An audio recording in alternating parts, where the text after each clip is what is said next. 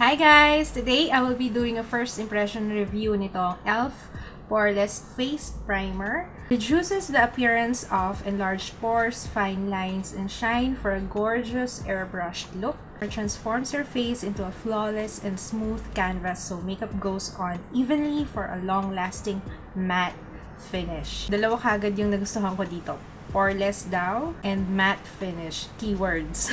Okay, so let's open it. Actually, hindi ko alam kung how much tong face primer na to, pero lalagay ko definitely sa info box down below. Ang ganda ng lalagyan niya. Meron siyang pump. Bakit parang hindi nagsasnap yung cup?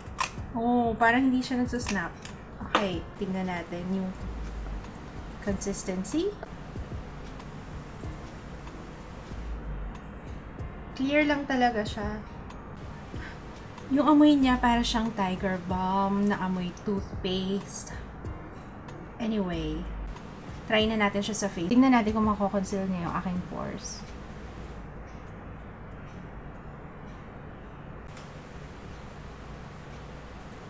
Yung consistency niya para siyang moisturizer, pero merong silicone feeling. Gusto ko yung feeling ng skin ko after ko siya i-apply. Parang very smooth. Pag as is ko siyang ginamit, parang ang smooth ng skin ko, nabawasan nga yung pores. Pero gusto kong makita pag after kong mag-apply ng foundation, kung umokay ba yung finish, kung talagang airbrush yung kanyang finish. So, ma-apply ko muna yung aking foundation. Essence All About Matte. Let's see kung may difference. May difference.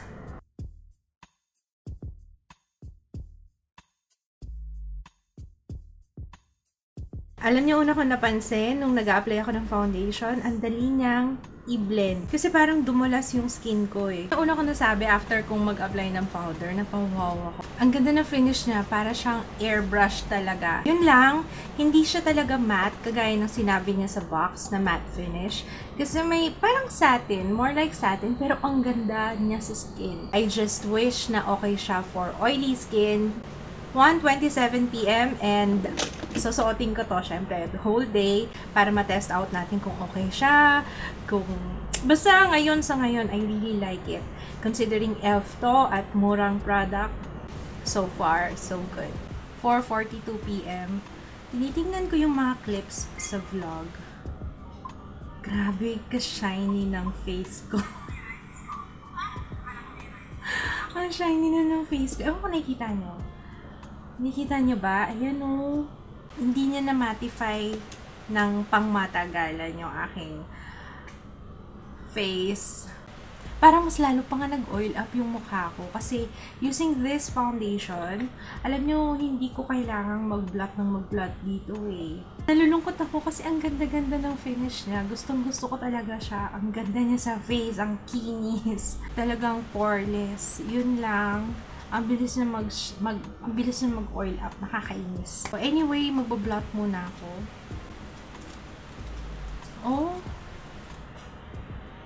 Una pa lang yan ah. Sayang, ang ganda-ganda pa man din niya.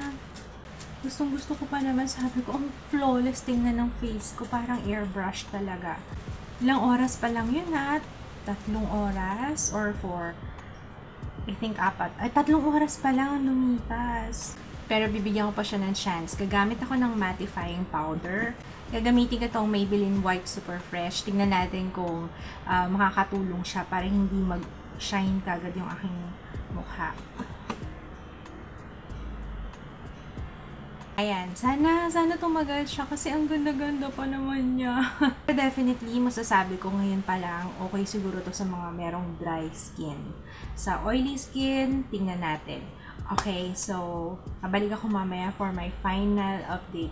Okay, it is now 11:49 PM. Oops! Gusto ko siya talaga. Kaso nga lang, yung oily skin ko talaga hindi carry nitong poreless face primer na to. Sayang! Gusto ko siya talaga. Hindi rin kasi nakatulong yung mattifying powder. Pwede ko siyang gamitin kaso talagang makukonsumi ako kakablot ng aking skin, ng aking face. Pero ang ganda talaga ng finish niya. Yun lang talaga.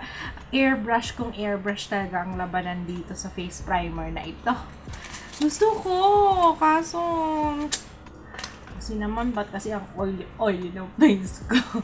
Okay siya sa dry skin for sure. Pero sa oily skin, try nyo na lang. Baka medyo umokay pa sa inyo kasi ako very oily skin talaga. If you want to see more photos, lagi ko yung link na aking vlog sa description box.